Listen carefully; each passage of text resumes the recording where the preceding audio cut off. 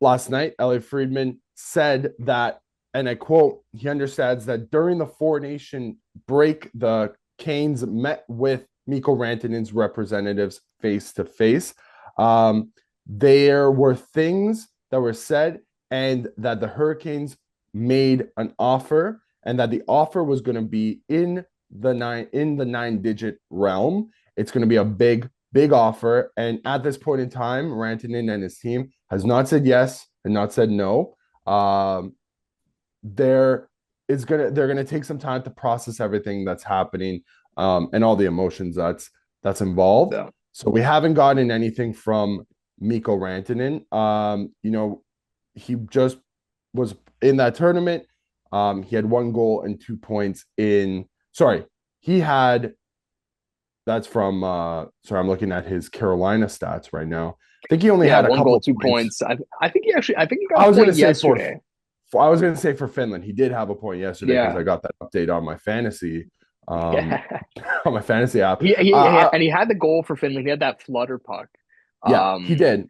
yeah, But even but him, listen, like I know Finland came like there was what were the expectations for Finland? they Um, were bottom of the barrel for me in terms of just looking at the defense. I had like everything was gravy that they got out of that game, out of that tournament. but But you he was probably not want a driving more. factor.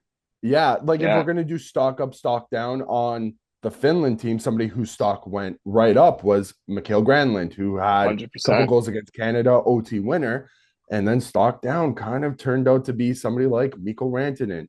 And that's not all to blame on You could even Mikko. put like I'd even put like maybe Sebastian Aho there too. Like as Yeah, for sure. they got like they they got to work this out. They got to figure out how to Well, unlock dude, each other on the Canes. I've I was saying I said this to my friends yesterday. I was like I would give like Miko needs at least like a month to kind of settle. Like I know it's already been almost a month, but he might need an extra few weeks to settle in because it's not only do you get traded when you don't think you're like you think you're living in Colorado till you retire, right? Especially like for the pedigree that he was bringing. Like, you do you Yeah, realistically expect but to be traded as Mikko Rantanen at that point? I think you have to because you're the one dictating the conversation. You didn't Sure, like but I my guess is that his thought the whole time was, okay, if they want to yeah, play a little bit more it'll work out. hardball. It'll eventually happen. That was Nathan McKinnon's thought and Jared Bednar. You're right. Mhm. That's a little naive though. And 100%. I can appreciate naivety from McKinnon and Bednar. I can't from Mikko Rantanen. You can't be more naive like that naive when you're the one negotiating or like your agent's negotiating the deal. You are the person of conversation here. And I also can appreciate your argument that it takes a lot of time for some players to get used to a new team. On the flip side, and I'll come back to the Mikko Rantanen side of things, but Martin Necas, last 8 games with Carolina, 1 goal, 8 points, playing 17 minutes a night. First 8 games with Colorado, 4 goals, 9 points, playing 23 minutes a night. It's been a much more seamless transition there. And this is a conversation, though, that I brought up when this trade first happened. Are we going to see the Carolina Hurricanes become more like Mikko Rantanen, or are we going to see Mikko Rantanen become a Carolina Hurricane? And I think it's Mhm. been that latter. Yeah. And on the flip side, we've seen Martin Necas morph into a Colorado Avalanche, right? And so different teams, I almost wonder it's like how many players in the NHL could you have make that trade for? Just insert X name for Mikko Rantanen, and it's the exact same results right now. Like if you put Mitch Marner's name there, is he doing any better than Mikko Rantanen has so far?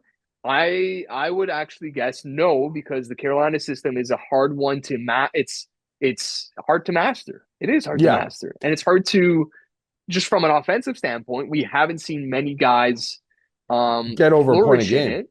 Yeah, Yeah. Jay Gensel might have been one of the best guys in his short sample there in Yeah. Carolina last year, which is part of probably the reason that Carolina looked to made that deal for Mikko Rantanen. Mhm. Two things now. I'm wearing a Jays hat, Jays spring training hat specifically from last year. Oh, Third dude, time I'm don't even apologizing for bringing something up this episode, but don't do it to me, dude. listen, I was listen. having a good week, man. Ross Atkins on Tuesday was asked about Vladdy no extension deadline passing. And he said they had a deal for him on the table that would have made him the highest paid J of all time, just in terms of raw contract value. Um, so someone had to clarify that. He said it was like a huge deal that we had out there. And then a reporter He was asked, gonna be the like highest a paid record, player. it was a It was a record breaking record. deal. And then Mhm. Ross had to clarify Blue Jays record breaking. So when I Which hear doesn't tell you a yesterday, lot. exactly. So when I hear yesterday, there's a 9-digit deal out there for Mikko Rantanen from the Carolina Hurricanes. Brother, that doesn't tell me anything because that means it's a 12 and a half times 8-year deal.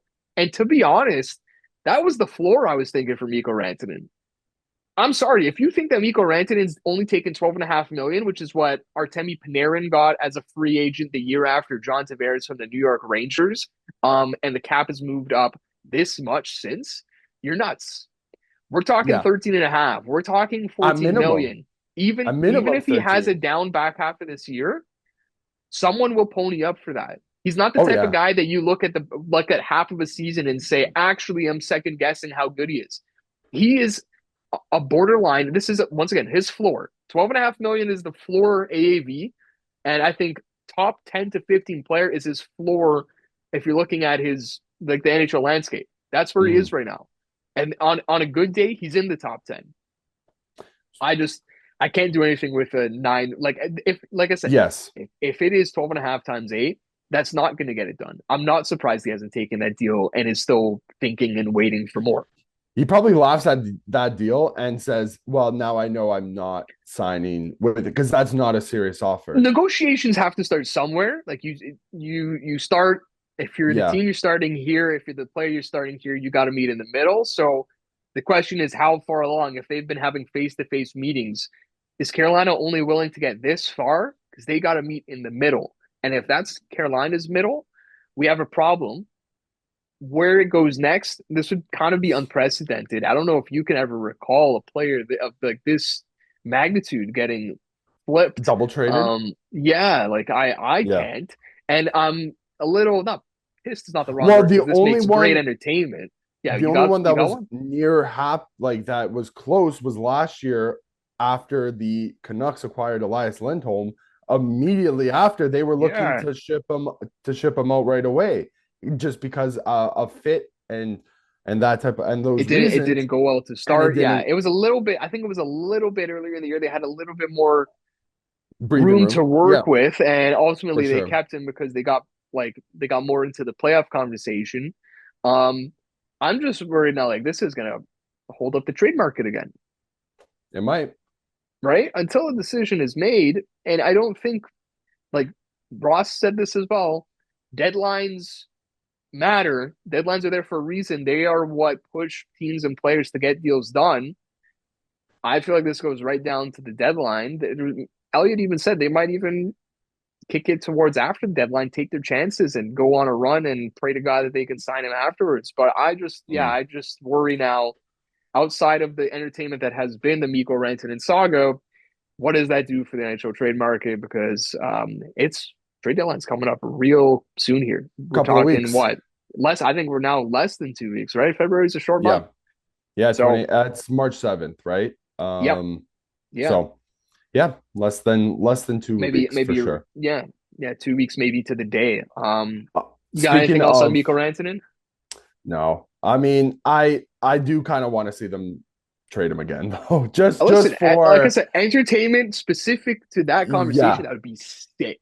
That would be for insane. selfish Yeah. purposes, I want Mikko Rantanen trade part two to I happen. just don't want But it to come to the expense to all the other trades because we need to see yeah, those too.